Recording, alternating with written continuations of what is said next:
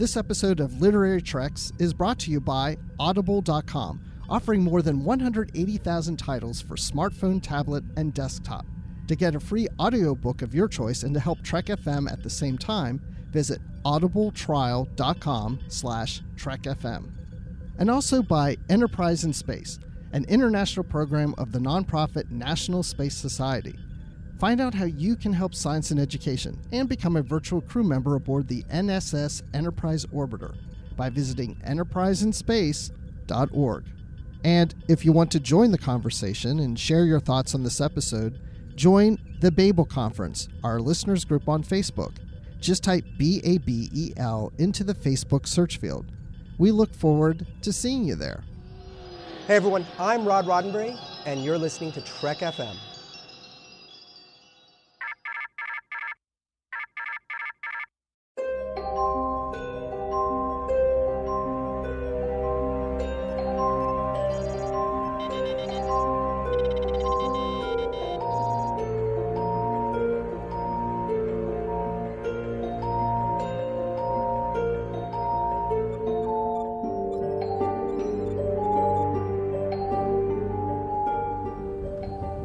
Are you taking all these books?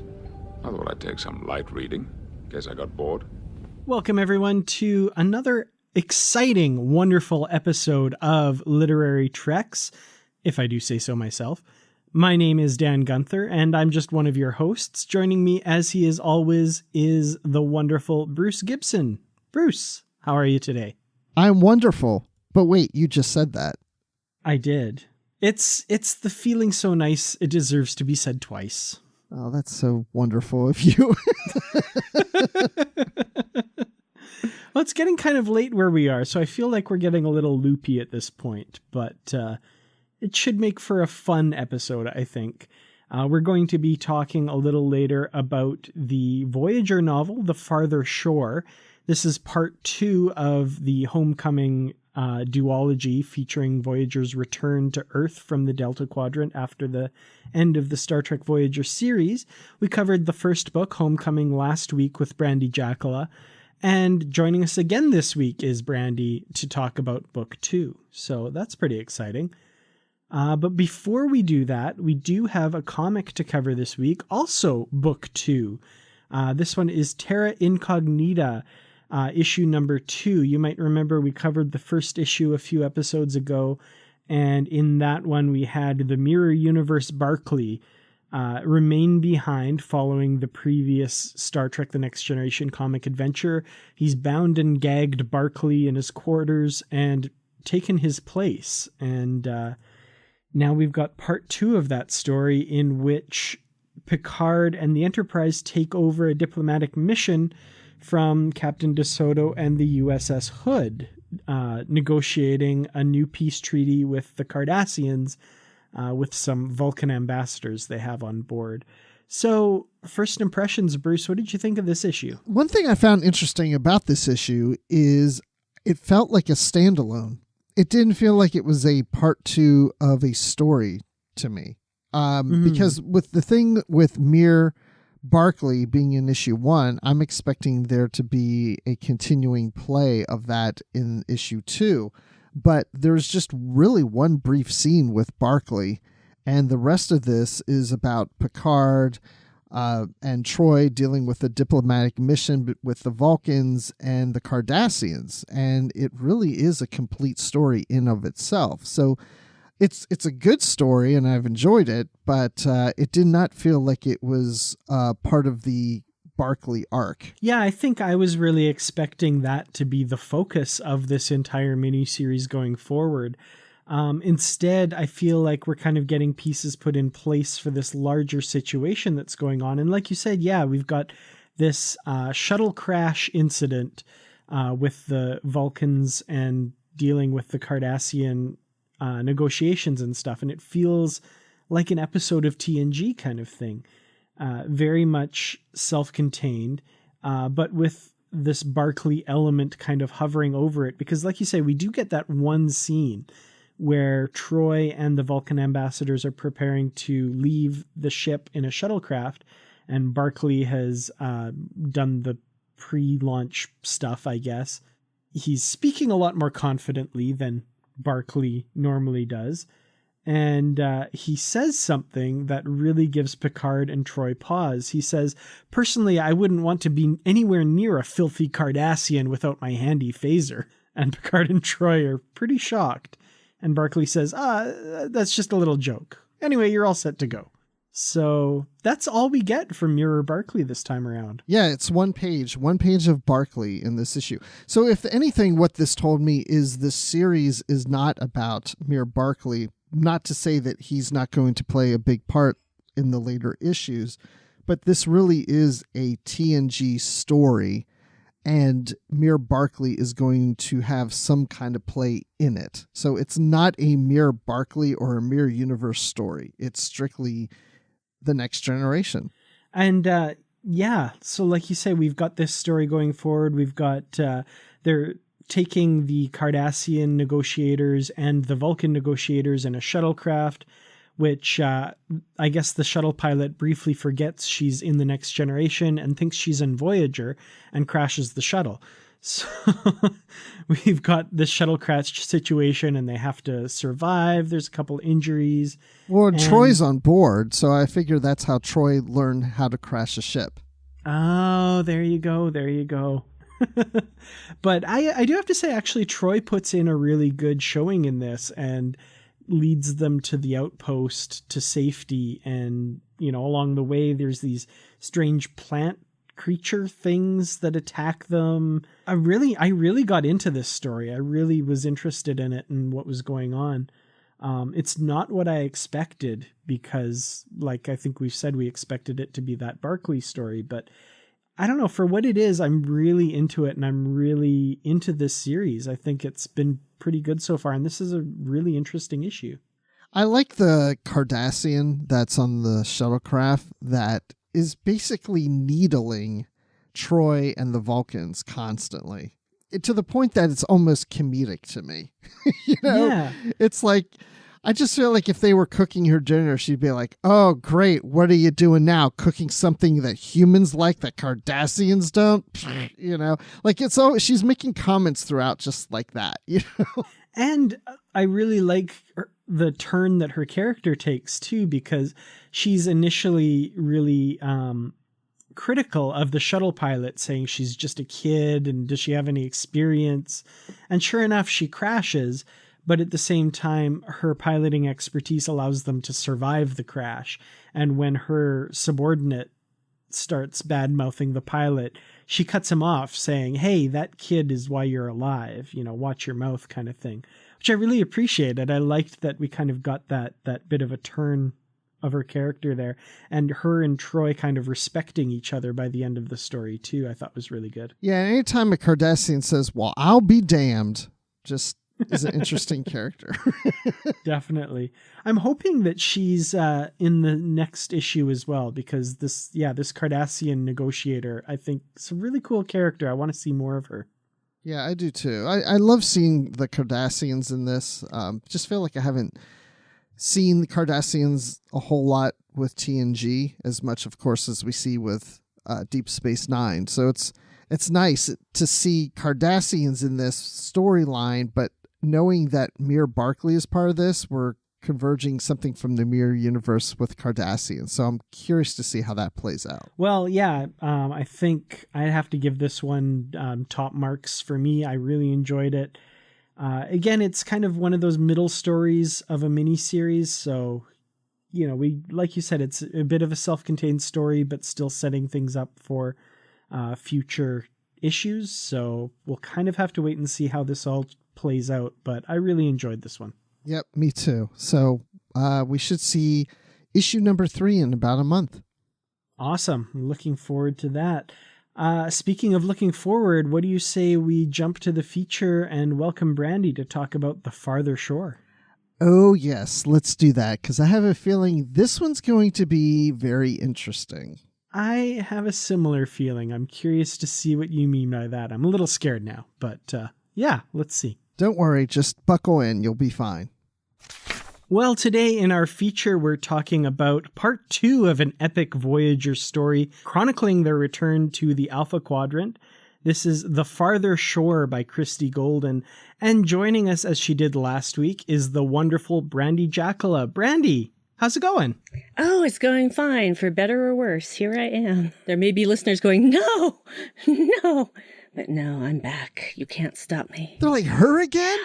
Actually, I get that a lot. It's okay. Doesn't hurt me. If any of our listeners are saying that, let me know, because I want to have a word with them, because we love you on this show. So. And I can't imagine our listeners would feel any different. I know. I think our listeners probably tune in and go, it's Bruce and Dan again? Really? When are they going to replace those guys? Those guys. No, I love you guys. Aw, well, we love you. It's just a big love fest. I think we should do the book now. Yeah, let's do the book. I think Bruce is kind of gagging a little bit there. All right. Well, we'll get into the book then. So, like I said, this is part 2, continuing on from Homecoming, which we covered in last week's episode. And in this one, we're picking up on all of the plots that book left us with. And first off, one that kind of we talked a little bit about last week, and we get more into it this week, is B'Elanna's story, which feels, I don't know about you guys, but to me feels very separate from the rest of what's going on in the book. And I'm kind of curious how you guys feel about that. But this is where she's on Borg and she's searching for her mother. She got a note from her mother saying that where she is and come find me kind of thing. So she's left Tom and her child Miral to search for her mother Miral on Borg, undergoing this challenge of the spirit. So what do you guys think of this storyline and how it's kind of fitting or not fitting in with the rest of the book? It's exactly what you said. It felt like a totally separate story from the rest of the book, because the rest of the book is dealing with all these other events that we're going to talk about, and it's all taking place on Earth. Well, B'Elanna's somewhere else, totally different planet, totally different situation, has no connections to what's going on Earth. This is like a B storyline that does not tie into anything else. And that's not a complaint. It's just, I mean, I guess there's maybe parallels in the fact that it's her trying to, no, I can't even say, I don't know. It just kind of seems, yeah, it does feel a bit separate, but it's not something we see often throughout the book. It maybe just comes up like 4, maybe 5 times at the most throughout the book. And that doesn't even take up full chapters. I also feel like it was incongruous with the rest of the book. Not because I wasn't interested in it. That had nothing to do with it. I actually was interested in it. But I felt like it didn't fit with the rest of the story. And I think that it was in there as a way to, okay, what loose ends does B'Elanna have? Let's tie these off. And that's why they did this story with this book, because that's what this book is tying off loose ends. It's like, here's the Voyager crew, they're back. Now let's wrap everything up in a nice little bow and see where we go from here. That's kind of the feeling I get overall. And this is the thing that was still a loose end for B'Elanna. So I feel like that's why it's in there. And again, it's not that I didn't like the story. I thought it was, it was interesting to me. I thought it was pretty well told. I just thought, why is this here? Was basically my thought. Well, that story is the type of story the other characters deserved.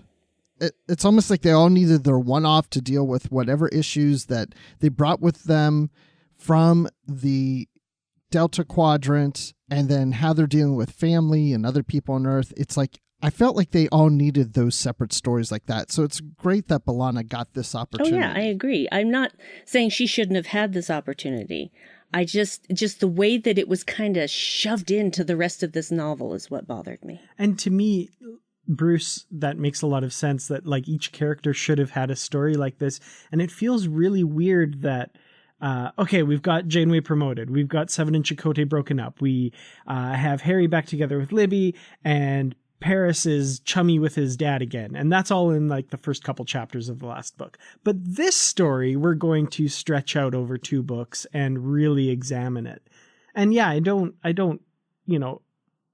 I'm not sad that they did that with that story, because it's interesting and it deserves room to breathe. But I think everybody's story kind of deserved room to breathe. And it's weird that without any vitriol towards this story, I'm forced to ask, why this story? Why are you focusing on this one? and not any of the other ones. It just seemed like an odd choice to me. As usual, the first half of this podcast will be fairly spoiler-free. We'll kind of, roughly touch on some of the stuff that's going on in this novel, and then the last half we'll talk a little bit more spoilery. So we won't talk about exactly how that storyline turns out yet, but we'll definitely come back to that. But meanwhile, back on Earth, we've got this continuing situation that we have from the first novel, where there's this Borg virus that's gotten loose and is slowly assimilating people, and Starfleet's keeping it hush-hush, and they also suspect Voyager of having something to do with it. I mean, this ship spent 7 years in the Delta Quadrant. They were around Borg, and there's 2 former Borg crew members. They've got to have something to do with it, right? But we do learn that they are not, in fact, behind it, as we, of course, suspected all along. We learn about... Is this too early to get into the spoilers of who's behind this? Because it's revealed pretty early in this book, actually. I was thinking about this earlier today, and I know we like to get a little further into the feature without going into spoilers, but I'm just going to say right now that because this is book 2, it's almost like we're past the halfway mark in the story. So I think we have to just go ahead and say we're going to hit spoilers early on. All right. I feel better about this then, because this revelation does come fairly early in this book, who's all behind it. And Brandi nailed it. She guessed absolutely correctly. Brenna Covington, the head of Starfleet Covert Intelligence, is not only behind what's going on, she wants to become a new Borg queen and create a separate collective on Earth. And wow. There is a lot to unpack with this story, because there's so much going on here and so many things that just kind of make me do a WTF because this is insane. And man, okay, where do we start? Well, she has this plot to become a new Borg queen and create her own collective. This stems supposedly from the abuse she suffered growing up, being abused physically and it's strongly implied sexually by her stepfather. And I don't even know where to begin with this, because I have a number of problems with this story. I think maybe I'm just going to put it out there and let you guys give your thoughts before I start in on this. I understand well how being abused can create a monster, especially someone who's been abused since she was 3 years old. I understand that. I also understand the impetus to want to have, how do I phrase this? To want to have control over herself, but also to want to have a family that loves her unconditionally, which is something that she has never had. And when her stepfather is killed, she feels gratitude towards the Borg for doing what she could not. And so I think that that's what they're trying to show is the impetus for her wanting to do that. And I understand that's what they're trying to show, but I don't think it's a good way to go about it. I just don't think it works. I don't think it's a strong enough reason. I mean, just the abuse alone is enough of a reason, but to go, oh no, I want to be a Borg queen because the Borg killed my stepfather and finally stopped all of this massive abuse. Really? That's what we're going with. I just don't like the way it was done. I'm not a writer and I can't say for sure what would have been a better way to do it, but I just feel like it's a very weak excuse or explanation for why she wants to be a Borg queen. I'm glad you brought that up. I've thought a lot about this since reading the book, and that's always a positive if I'm thinking a lot about a book. So I have very mixed feelings about this storyline. I love the idea. It's a little cheesy, but I love the idea that there are humans on Earth that are being turned into Borg because a woman is using artifacts from Borg technology from the events of First Contact that are found on Earth and Borgifying herself into a queen that's going to has the power to set off now all these changes through this technology that's found around Earth, if anybody's exposed to it or ever, to turn them into Borg. I mean, it's just a different play on the Borg. It's not just the Borg showing up and assimilating. It's someone who is trying to become a Borg themselves and then causing others to just turn into Borg. And I found that kind of interesting, a little bit cheesy, but interesting in itself. So I really like that aspect of the story. The motivation just wasn't working for me because, yes, she was abused, but I never felt like there was a good bridge to explain how the abused motivated her to want to conquer Earth and turn everybody into Borg.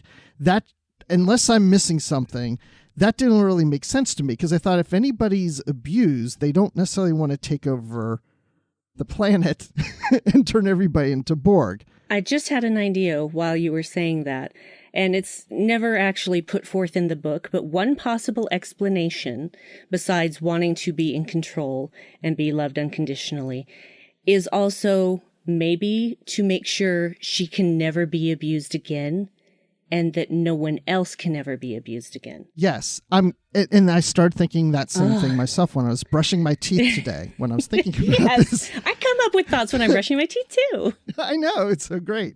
So, yeah, because I thought about someone that I know that always has to be in control, because I know that they had some issues in their childhood. And so they have this, they just always want to control the situation because they don't want to be hurt. Yeah. So if they can control others, then they can't hurt her. So therefore, I was thinking that about this character, how Covington she wants control to prevent others, not just from hurting her, but from hurting each other. I don't feel like it was really explained, the motivation, and we're here trying to figure that out. So that bothered me. That's where I have mixed feelings about this storyline. Agree. Yeah, the idea that, I don't necessarily need a book to handhold me and walk me through everything, but it almost feels like in the book there's like a shorthand that you're expected to just get. Oh, she was abused and treated horribly. That's why she's horrible now and doing this horrible plan. And I'm not really comfortable with having to make that intuitive leap. Like, it feels like the book's saying something that I don't really like. I don't know if maybe I'm reading too much into that, but I don't feel that chronicling abuse that's suffered is a good enough shorthand to just then have the person be a villain. Let's have some more of that explanation of what led them to that. And then the payoff as well, we get basically kind of one paragraph where 7 of 9 is inside her head and realizes, oh, she was horribly abused and that's so tragic and I'm so sorry for her. And that's really it. It's just villain, villain, villain, villain. Oh, a little bit of sympathy at the end and we're done with her. I would have liked to see some, redemption maybe, or some realization of A leads to B leads to C or something. I don't know. Maybe I'm too wide-eyed pie in the sky, but I was just, let's have a little happier ending for Brenna Covington. Well, and not only that, but she's just an abused kid, basically. And I also feel like, sympathy because she was abused. And how about, taking into, starting an investigation of how this could have gone on so freaking long without anyone knowing about it, because somebody had to have noticed that something was off. You always notice that when something is off. You can't tell me that there's nobody in the lives of that family that could figure out that something was off. And you're telling me nobody in this, utopic future of ours noticed or said anything? And if that's so, well, why did that happen? And you get nothing about that. Nothing. Not that I'm a huge advocate of Big Brother and all that stuff, but you'd think with how closely things are monitored on starships and stuff, that the average life for a civilian in the 24th century would be, if you're getting the crap beat out of you in your home, maybe something automatically would alert authorities or a hospital or something. One would hope. This is a few hundred years from now. Like, can't we figure this crap out? It's for the purposes of the story, I understand, I guess, why it had to happen, but it just, you know, if you start thinking of these people as real people living real lives, that can't happen. You can't have that. That's not cool. I mean, this is the problem I have with both books. It's just there's so many good ideas in there that aren't fleshed out or just quickly resolved, and it's like, or missing pieces. There's just so much opportunity with the whole idea of this character Covington and what she went through and why she's doing what she's doing and the results of that it just felt like every time I was like, ooh, this sounds good. Okay, I'm into this. Then I was always like disappointed. There's just this wah, wah, like I never really got the resolution I wanted or the answers I wanted. Everything was just kind of a little hollow for me. I enjoyed the whole story and the ideas. It was just always falling short for me. And even just the idea of this Trevor Blake and other characters that are behind her on this and helping her. Why? Did I miss something? Like, I don't even know why. Why do they want to make her into a Borg queen? I'm serious. Did I miss that? I mean, is there some reason why they wanted to do this to her and have her turn everyone on the planet into Borg? I don't understand that either. Because maybe they were just those, they were both kind of those people of, I've been overlooked about this and this and this and this, and I was passed over for this, and I'm going to show everybody. And for some reason, there is in the prologue of the book a whole passage about how Brenna had learned how to get people to tell her things they shouldn't, they didn't want to tell people, and how to get them to do what she wanted them to do. And that's what she does to these other people. And these people are already disgruntled and disenfranchised. And so it's very easy to make them these promises that she probably actually won't be able to keep and probably doesn't intend to keep. They're just going to be drones like everybody else. She's going to be the only one, calling the shots. So she tells them what they want to hear in order to get them on her side. And then when she's done with them, guess what? You're a drone now. Yeah, that moment where, he's saying, I'll do anything to help you and protect you and I'll never leave. And she's like, you're right, you won't. And he starts turning into a Borg. I'm like, what did you expect? Like, her plan is to turn everyone on the planet into Borg, but you'll help her and she won't turn you into one? Like, you have, like, while these guys are helping her in doing this, I had Picard's words going through my head. We work to better ourselves and the rest of humanity. I'm like, not these jokers. Like, what are you guys doing? Yeah, and if the rest of the planet's Borg and they're not, what are they going to be doing? They can't go to the grocery store. Everybody's going to be Borg walking around. I mean, they can't do anything fun. They'd have to sit in some isolation somewhere and or leave the planet. Like, I don't even get it. Nothing of this really starts to, the more we talk about it, the less it makes sense. Well, some things are making a little more sense, but I mean, we have to have all these theories that we have to come up with. Yeah, but it doesn't make enough sense is the problem. Yeah, we can form our own theories and such, but there should have been more to it in the book. And it shouldn't have been just about petty people wanting to get ahead.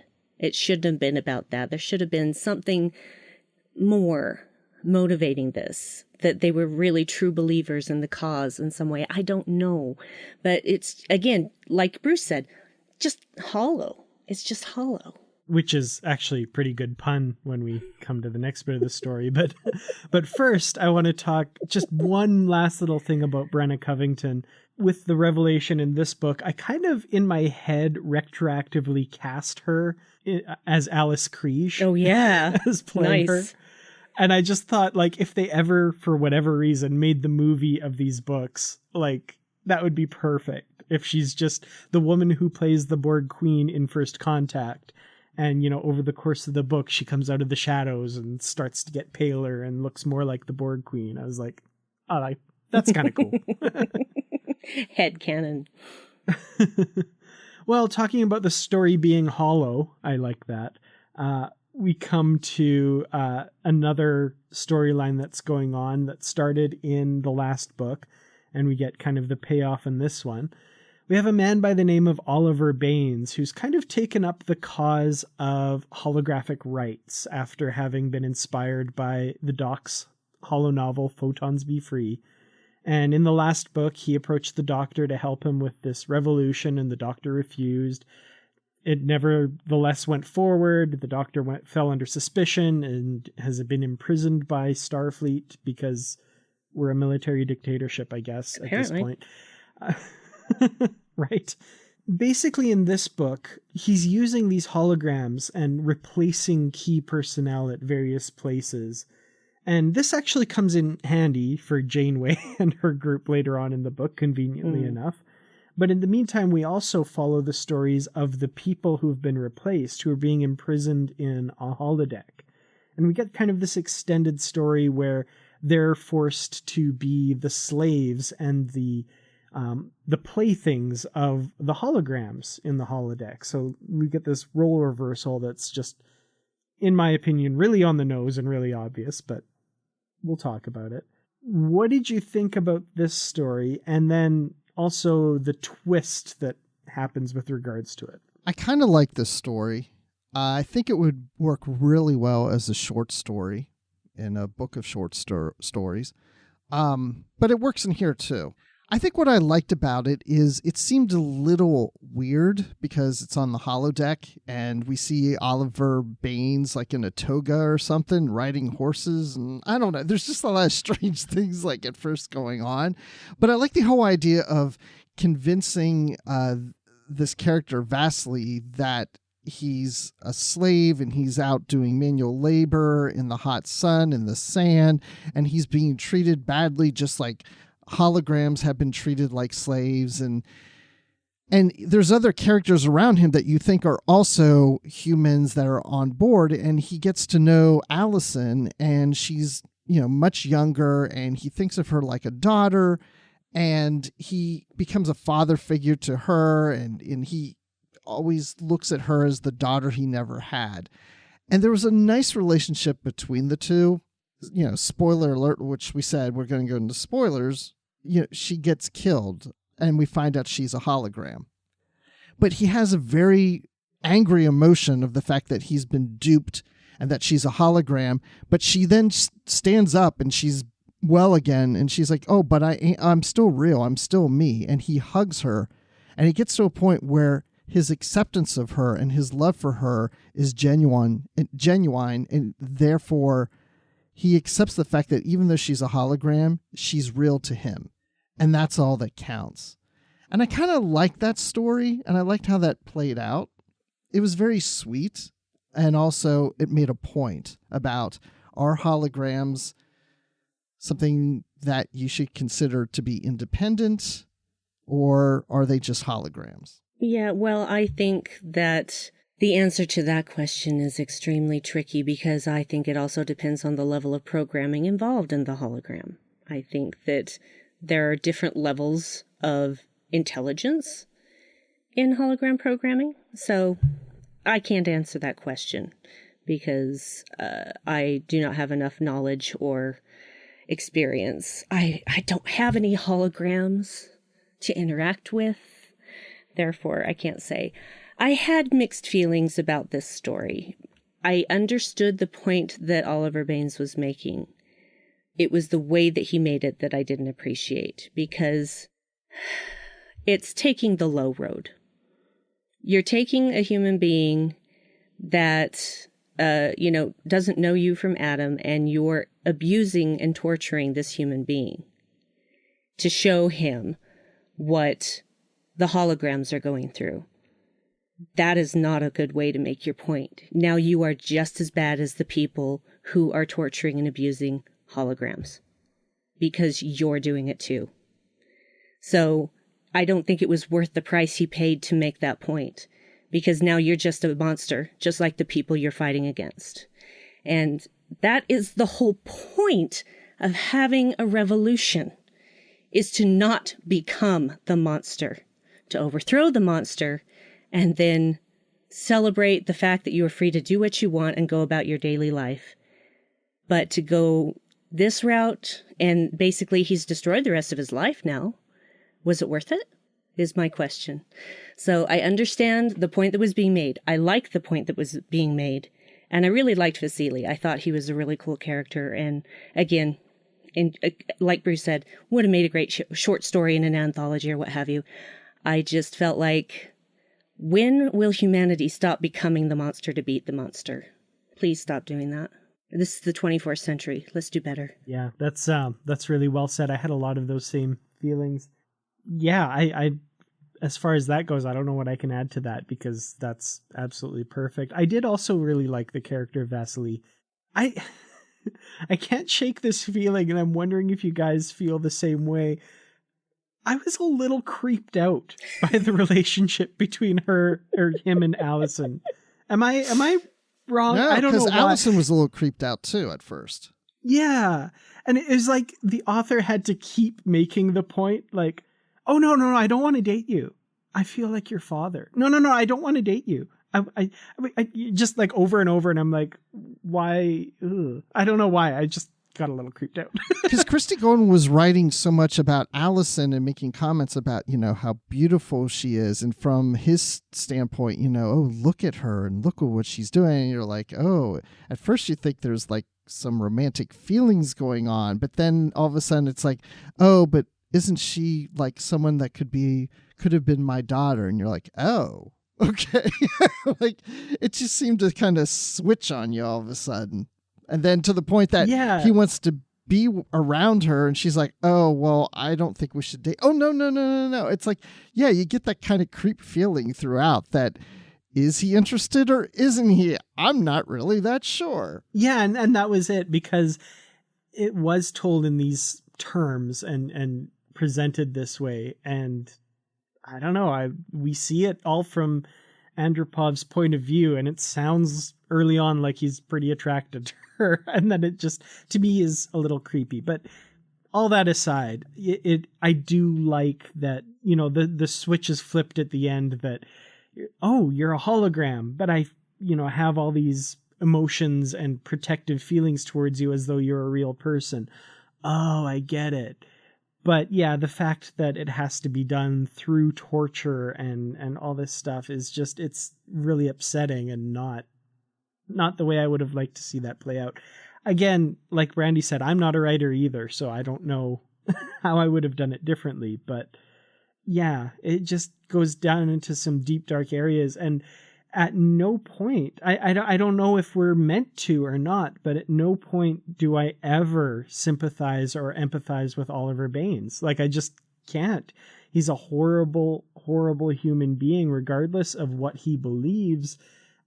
I'm just going by his actions, and I cannot, I can't forgive that. And I can't, well, possibly eventually forgive that, but it's always tainted by that. I can't ignore what he's done.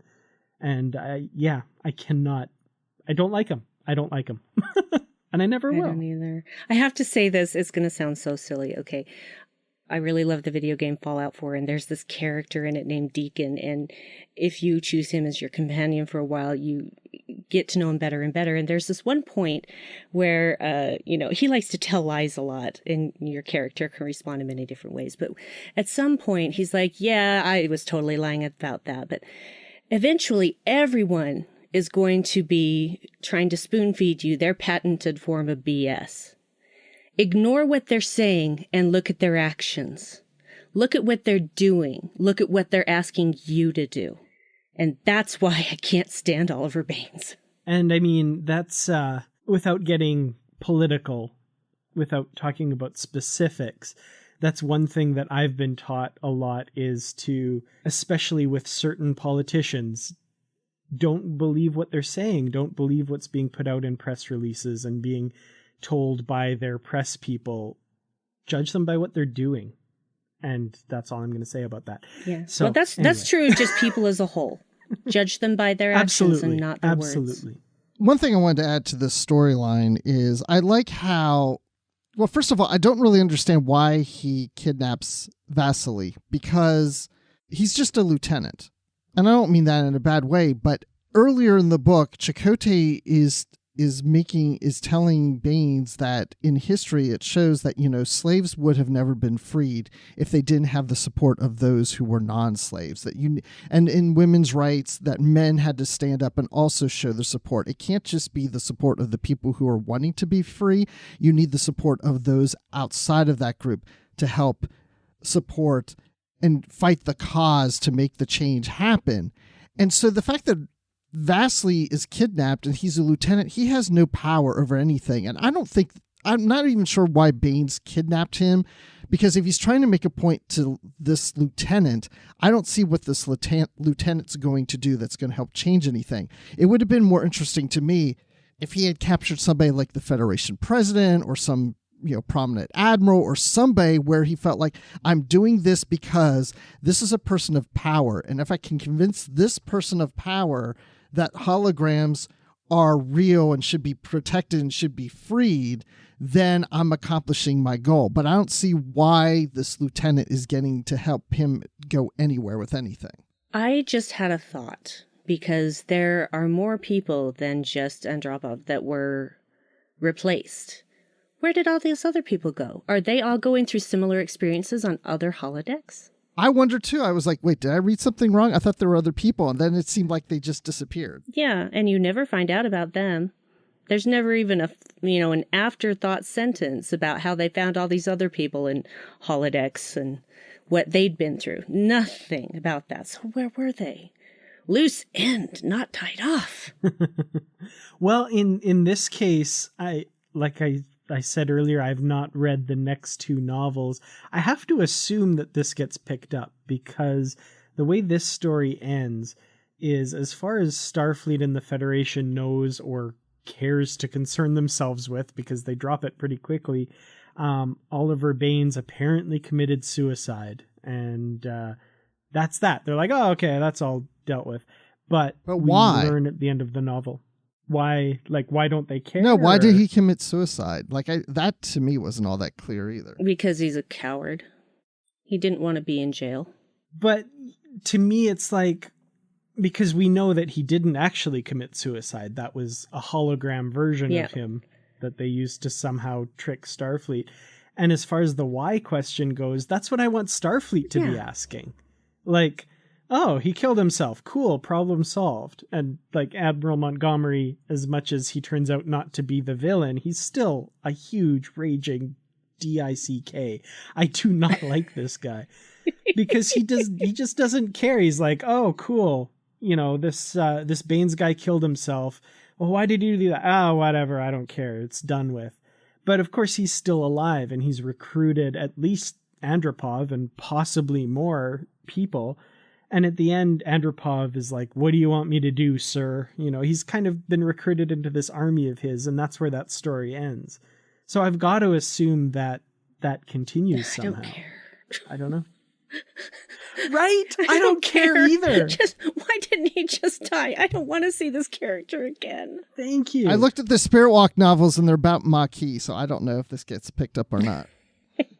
Yeah, is it just an unrelated B story like B'Elanna's? Or or is it just never picked up again? I don't know. But, which kind of leads me to another point I had, because, the idea of holographic rights and all of this sort of thing, to me, it's kind of compelling if you do it a different way. And I got really excited when they contact Picard and get Data to come on their team. And I was really excited for the reason that Janeway initially gives Data, which is that, he had no rights at one point, and Picard argued for his rights as a sentient being.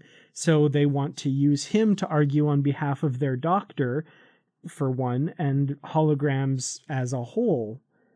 I was looking forward to that. I want to see, a debate like in The Measure of a Man. And instead what we get is Data just accompanying them on their rescue missions to get, Seven and Icheb and the doctor out of prison, and then this big, huge, complicated op to take down this new Borg queen. Like, why even use Data if you're not gonna use him the way you said you were going to, which is would be this really cool debate about the rights of holograms. I was really frustrated we didn't get that story. I totally agree. I felt, why bother to bring Data into this at all if this is all you're going to do with him? Don't do it! Don't do it! Don't do it! Just, have your little op and go about your business. But to tease that story and then not do it, didn't like it. I was most disappointed when, after that whole, infiltrating Voyager happened, and I'm just like, wait, what? That's it?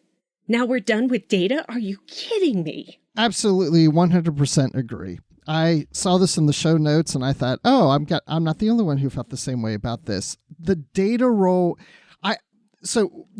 Picard shows up in the first book.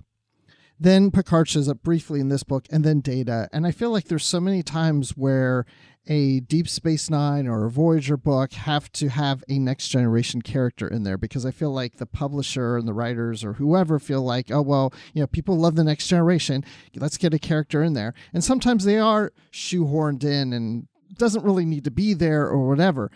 In the fact that Data was there because of the Doctor, it was like, okay, this makes total 100% sense. This should happen.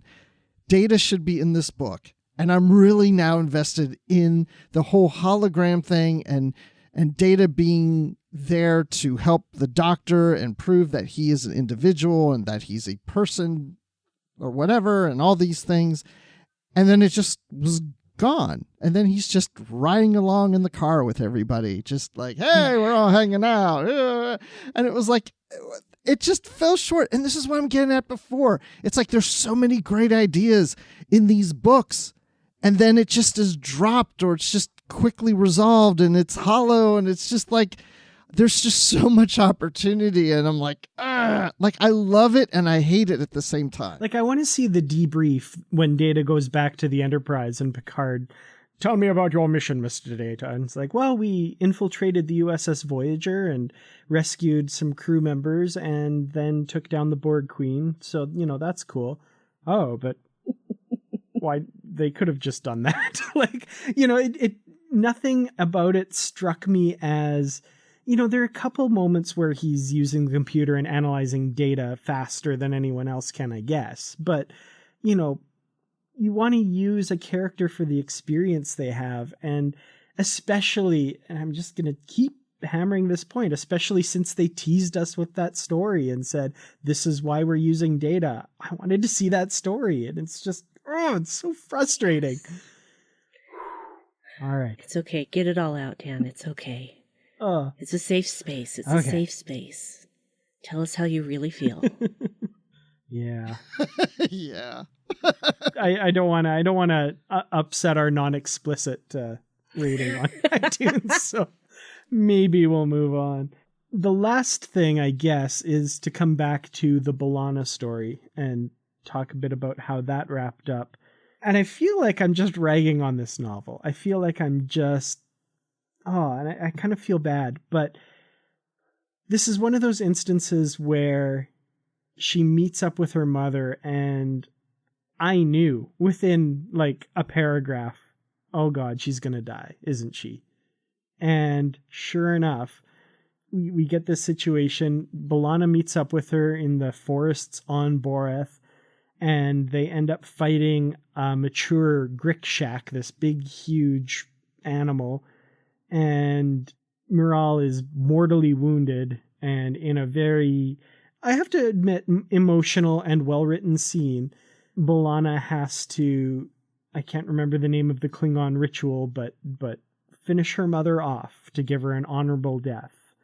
As good as that scene was, and as great as it was for that character, it's still just one of those things where I felt like they were ticking the box. Like, okay, yeah, this is what's got to happen. And I wish I didn't feel that way, because I honestly did feel the scene itself was well written, but it just was nagging in the back of my head that, like, yep, going through the motions, this is what's going to happen. B'Elanna's going to learn a lesson about what it means to be Klingon and accept part of her heritage. And I wish it didn't feel like that. I don't know. What are your guys' thoughts? I didn't have that same reaction. And it doesn't matter to me really if I see that coming, that, oh, she's probably going to die. But I can see where you would start thinking that, because especially when, oh, I want to go and see my grandchild and I want to meet your husband and, we're in this dangerous situation. It's like, of course, everything's lovey-dovey and we want to go back and something's going to happen. But I think what I really loved about it is the scene you're talking about. It's emotional. To me, it didn't matter if it was predictable or not. It wasn't predictable to me that B'Elanna then had to take the dagger or whatever and kill her mother. She's dying and she's like, I'm not going to make it. You're going to have to do what you need to do. That ritual of, send me to Sto-vo-kor, and she had to end her mother's life and honor her in that manner. And one of the last words her mother says, as B'Elanna's getting ready to do it, or B'Elanna realizes, I truly am Klingon because I'm able to do this. And so I like that scene a lot. It's probably my favorite scene of the whole book. Just because I thought it was emotional, and it's something that B'Elanna's going to carry with her forever. And so I liked it. Yeah, I again have mixed feelings about this, same as you, Dan.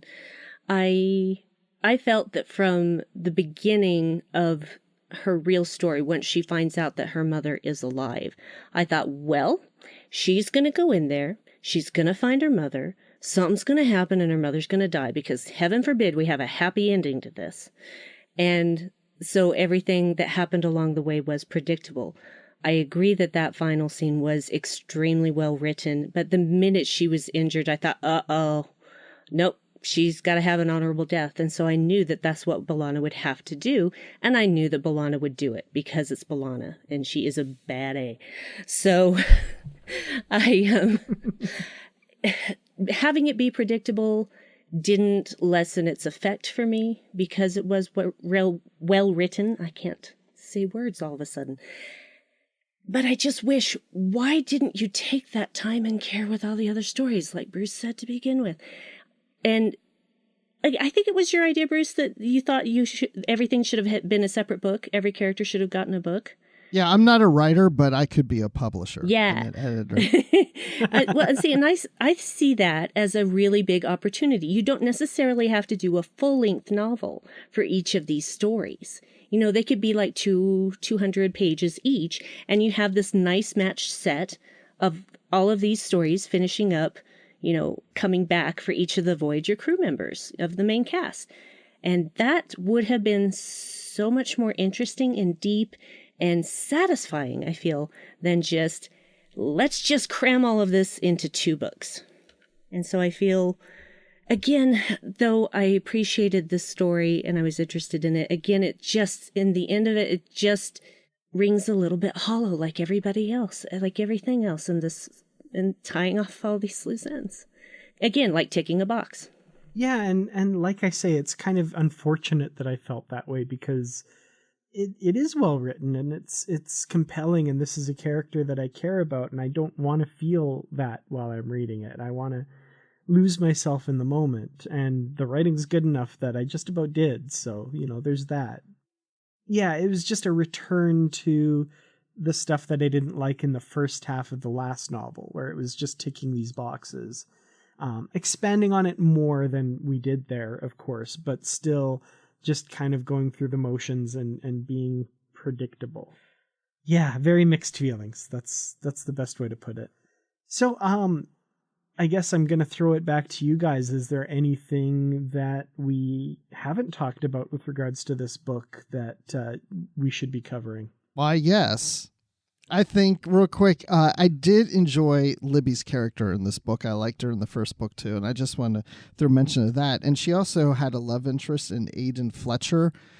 He was assistant director of part of the Starfleet intelligence, that they had a past relationship that was romantic, but not anymore, but yet they're still working together as boss and employee and as friends. And it didn't take that trope of some kind of weird love triangle or they're having fights or whatever. I mean, it was like a very respectful relationship between the two. And I liked those two characters together and what was established between them and how she would send messages to Harry of the things that she was finding out and secretly sending him messages. Of course, he doesn't know it's her.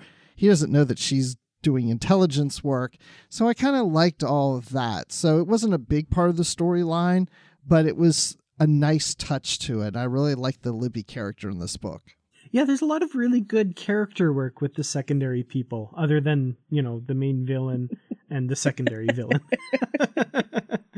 But yeah, no, like a lot of those little moments I really appreciated as well. That's a good point. Yeah, the only thing about that is that she's using the codename Peregrine, right?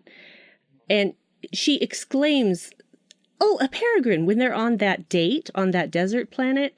You're telling me Harry couldn't make that connection? Are you freaking kidding me?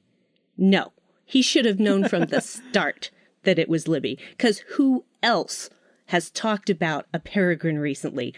Duh. So what you're saying is Christie Golden treated the character of Harry Kim with just as little respect as the writers of the Voyager television series did. Again. Poor dumb Harry. I was so irritated by that, because I thought there is no freaking way that Harry wouldn't figure that out. I mean, why else would she use that word? She wanted him to figure it out. I don't know, but you have to think at the same time. I'm going to come in defense of Harry and the writer of this. If you think that your girlfriend is strictly a musician and in no way connected to Starfleet in any way, of never showing any kind of interest or any connection to doing any type of intelligence work like that, it would really be a far stretch to think, gee, could that be Libby? Nah, it's just like, that would be like me finding out my wife works for the Secret Service right now. And I would be like, she's like a CIA agent. I'd be like, no, like, it was just hard to believe. Bruce, I have something to tell you. I knew this was coming. It's so predictable. Yeah. This is the thing, though. If she had used any other code name except for Peregrine, I would agree with that assessment. Yeah, but you got to think about a date. I mean, the date was probably hours long. And at one point she goes, "Oh, look, a Peregrine." And he probably even forgot she even said that. And maybe he wasn't even paying attention. Come on. We're talking about guys on dates. We're not paying attention to everything a woman's saying. Bruce makes a very good point that as a guy, yeah, totally. See, Christie Golden, the most meaningful thing to her on the date. Harry didn't even notice it. Men do better. I know. I stand by my point. I think Harry would have figured it out. But again, Harry just gets the what's the word I'm looking for here? The short end of the stick? I don't remember what the phrase is. Short shrift, something. Maybe Harry did figure it out and he just doesn't want to reveal that. Or maybe he's suspicious and he's not, we don't know. Yeah, well, that's the thing. We don't know. I'll just have to make it up in my head canon, because we don't get enough in any of these stories to really understand anyone's motivation completely. That's true. There's a lot we have to fill in, unfortunately. So on that note, I guess, final thoughts and ratings for The Farther Shore. I don't think I can elaborate any more on the things that I've already said. I wanted this to be a better book than it was. I wanted better closure than what I got. And I don't think that it's because I had lofty expectations, because I did read the first book. But that's the thing. The book gives you these lofty expectations and then doesn't pay them off. And that is extremely disappointing. So while I feel that there are, as Bruce has said, many great ideas in this book, that as a cohesive story, it really falls apart in this particular book and pretty much left me with a feeling at the end.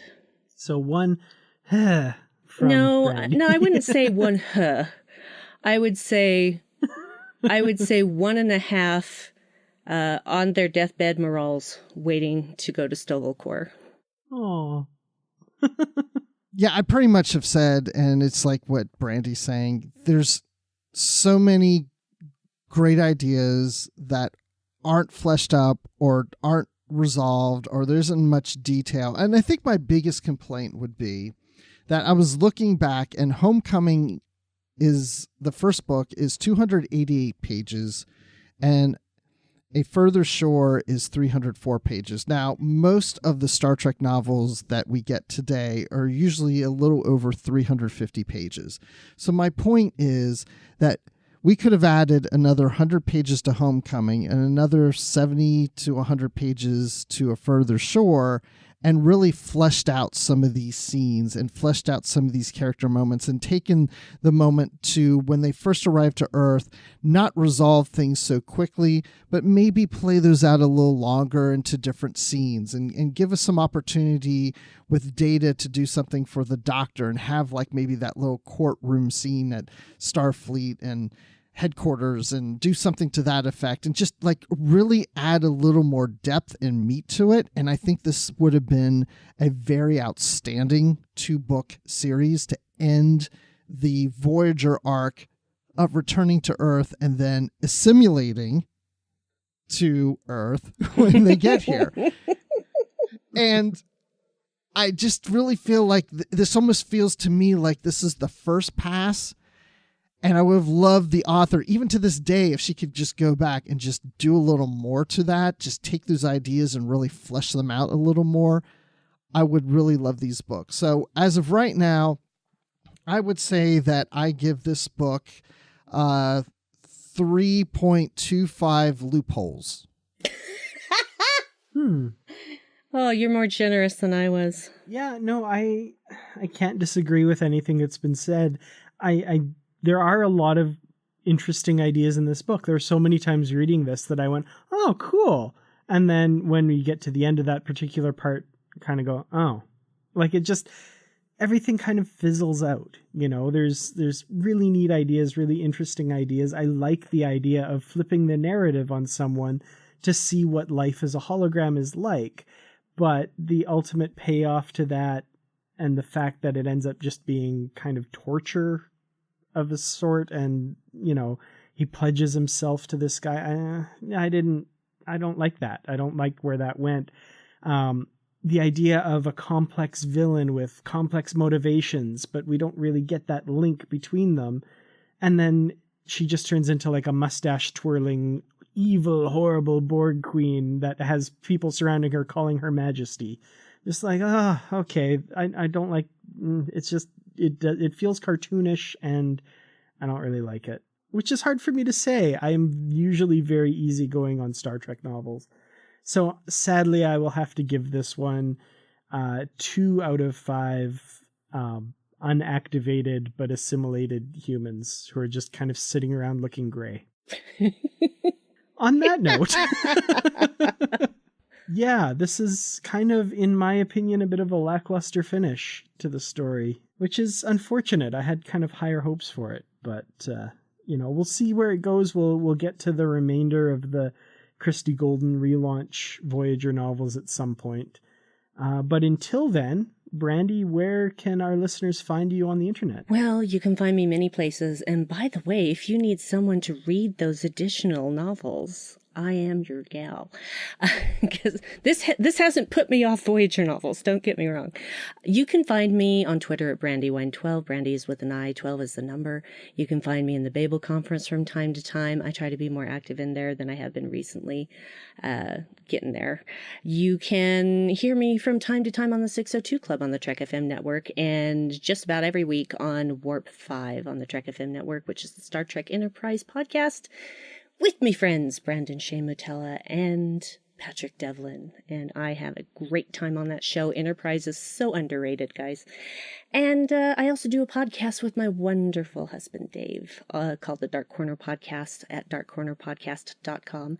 And we talk about stuff and things. And I swear a lot. And we look at everything from a slightly darker point of view. Well, thank you so much for coming on the show. It's been a pleasure as always. Oh, I love getting reading assignments. And I love talking to you guys about it. Well, we'll definitely give you more reading assignments for sure. Absolutely. Oh, thank you. Thank you, thank you, thank you. Dang, man, I just really wanted this book to be like so good. It is good. It's just missing thing. It's just like, you know what it is? It's like, I feel like I got a Twinkie and the cream filling wasn't there. That's so disappointing. Yeah. No, that makes sense. It's like you said, there's a lot of good ideas there. There's a lot of interesting stuff, but it's kind of in this weird puree of ideas that don't really pay off. I don't know.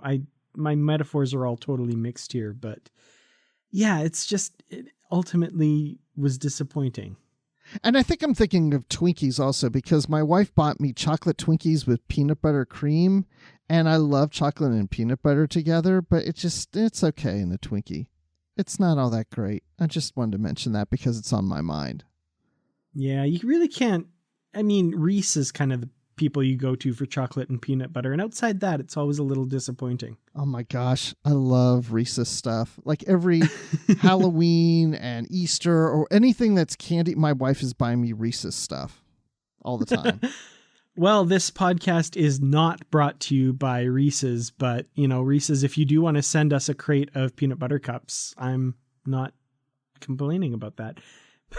Anyway. Actually, they reached out to me once. Real quick story. So really? I think it was my boss. It was somebody or somebody at work or whatever, gave me a bouquet of Reese's stuff. Like all the Reese's candies were on sticks, and it was like a bouquet in a vase. I took a picture and put it on Twitter, and then they wanted to use that for their website. Like, oh no, it was employees that were reporting to me. They gave it to me for Boss's Day. That's what it was. And Reese's wanted to put it on their website, and they had to get my permission to use it, but then they never did. But anyway. Nice. Well, it's been fun talking about Reese's bouquets today, but it's not the only thing we've been discussing on the network. So here's a quick look at some of the other things you may have missed elsewhere on Trek FM. Previously on Trek.fm, Literary Treks. Not to sound, too high on oneself, but I was special when we were the only ship in the Delta Quadrant, and now we're just back, and it's not as great as you think. It almost feeds into that Voyager theme of it's not the destination that matters, it's the journey, because, once you get there, it's not as amazing as you think it was going to be. This reminds me so much of the rescue of Gilligan's Island. I love it. Standard Orbit. Anson Mount, our new Captain Pike, was wandering around in the vendor's room, and I saw him. He passed by me within inches and was walking around and looking at different booths and stuff. I went up to his handler and I said, I have these bookmarks. I made these bookmarks. Would it be okay if I gave him one? I don't want to bother him. I don't want to interrupt him. And she's like, yeah. And at that point, he had turned around and I got to shake his hand. I gave him a bookmark. He is incredibly nice. Warp 5. He seems upset that she doesn't want to go to the movie. Now let's get back to the episode here. But he's always upset offended when she doesn't want to go. Because he wants date night with her. He does. And then Archer just swoops in and is like, you're my date. And she's like, what? Yeah. You're coming with me. We're going to the movies. God, that look on her face. She's like, no. So check out all those shows and join the conversation about your favorite corner of the Star Trek universe and beyond. You'll find us wherever you get your podcasts. And if you're an Apple user, be sure to hit the subscribe button in Apple Podcasts on iPhone, iPad, or Apple TV, or the desktop iTunes app to get the latest episodes as soon as they are published. And please leave us a star rating and written review. And if you like Reese's Peanut Butter Cups, well, then that's great. And if you're not an Apple user, we've got you covered as well. You can find our shows on Google Play Music, Stitcher, TuneIn, Spreaker, SoundCloud, Windows Phone, and in most third-party apps. And you can stream and download the MP3 file from our website or grab the RSS link. And if you'd like to help us keep all of our shows coming to you each week, you can become a patron of the network on Patreon. Visit patreon.com/TrekFM. That's patreon.com/TrekFM to get all of the details. Perks can include early access to episodes, exclusive content, producer credits, Reese Peanut Butter Cups, and more, except for the Reese Peanut Butter Cups. Those are available through our special patrons website, Patron Zone. Again, not the Peanut Butter Cups. It requires a great deal of money to produce, host, and distribute these shows each month. We really appreciate any support you can give us, and we hope you'll join the team. Again, you'll find all the details at patreon.com/TrekFM. We'd love to hear your thoughts about Reese's Fast Break candy bars because they're really good, or your thoughts on today's show. And there are many ways you can do that. The best place to join in the larger conversation is the Babel Conference, our listeners group on Facebook. Just type Babel, B-A-B-E-L, into the search field on Facebook, and it should come right up. It really should. And if you'd like to send us an email, well, guess what? You could do that too by using the form on our website at trek.fm/contact. Choose to send to a show and select a Reese's Peanut Butter Cup and then select Literary Treks, and that will come right to us. You can also find the network on Twitter at TrekFM and on Facebook at facebook.com/TrekFM. You can also find us on our Goodreads group, where we have bookshelves with all of our previously covered books, as well as the currently reading section, so you know what's coming up for future shows, plus great conversations happening about all the books and comics and Reese's Pieces in the Star Trek literary universe. Just search for Literary Treks on Goodreads and click Join Group. We'd like to thank Norman C. Lau, Ken Tripp, Greg Rosier, Brandon Chemutala, Justin Ozer, and Jeffrey Harlan for their support of the Trek FM network. And thank you guys so much for being associate producers for Literary Treks as well.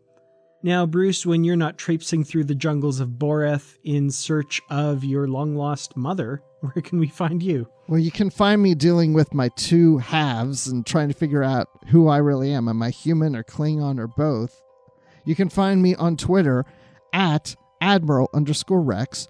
You can find me on the Star Wars Report podcast talking about Star Trek and Star Wars, because the last episode I did, I snuck in a lot of Star Trek stuff into the Star Wars podcast, but mainly, yes, it's about Star Wars on the Star Wars Report.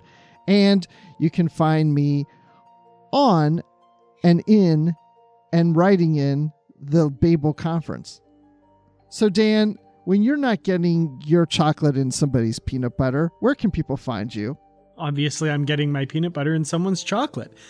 But when that's not happening, you can find me on Twitter. I'm at Kertrats. That's Kertrats.